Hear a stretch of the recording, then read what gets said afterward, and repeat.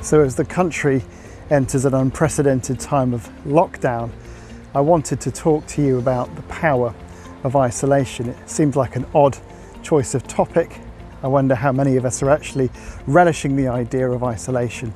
But the scriptures do give us some very powerful insights into this idea, particularly in the life of the Lord Jesus Christ.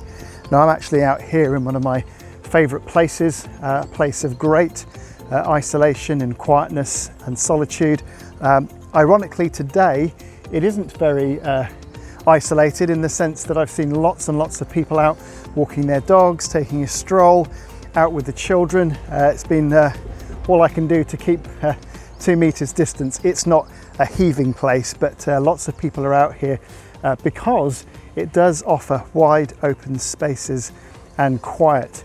And so I wanted to really share that with you in terms of looking at the power of isolation.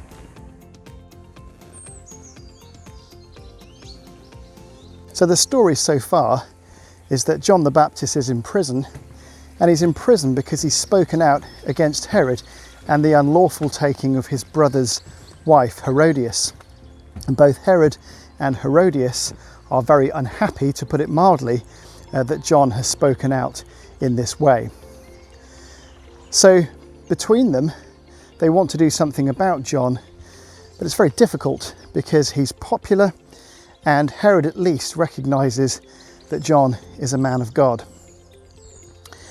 So one evening, Herodias' daughter performs a rather sensual dance for Herod, and Herod is so delighted by this dance that he promises in an impulse to give the daughter anything that she wants, up to half of Herod's kingdom. So the daughter doesn't know what to ask for, so she goes to her mother, Herodias, and Herodias says, "Get me the head of John the Baptist."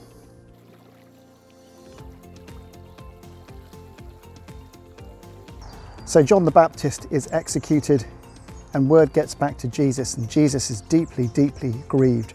Remember, they had a very special connection. They were cousins. And John also was the last of the Old Testament prophets, the very privileged one who actually saw the fulfillment of all that had been spoken of in the past. He witnessed the Messiah come into the world. So Jesus, in grief, seeks to find solitude, a quiet place. But he can't, because the crowds are following him everywhere. And rather than send the crowds away, because he just can't deal with that at the time because of his grief, instead he sees them and he has compassion on them, because such is his great love. And so he ministers to them and he heals them, and then of course he feeds them in that great story of the feeding of the 5,000.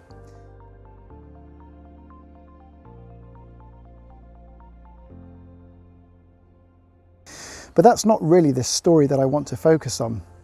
I want to focus on what happens next. That Jesus withdraws to a mountainside to be by himself.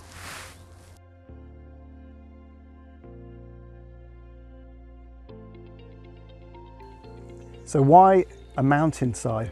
Well, I've come up here pretty high, about as high as you can go at this point. And there is something about the height. Maybe there is something about ascending to capture something of the transcendence of God. And Jesus very often went up on a mountainside by himself. And maybe that's what that was all about, trying to somehow bridge the distance between earth and heaven. Not in a literal sense, because God, of course, is everywhere. But maybe that's part of that ascending to a high place in order to connect with God.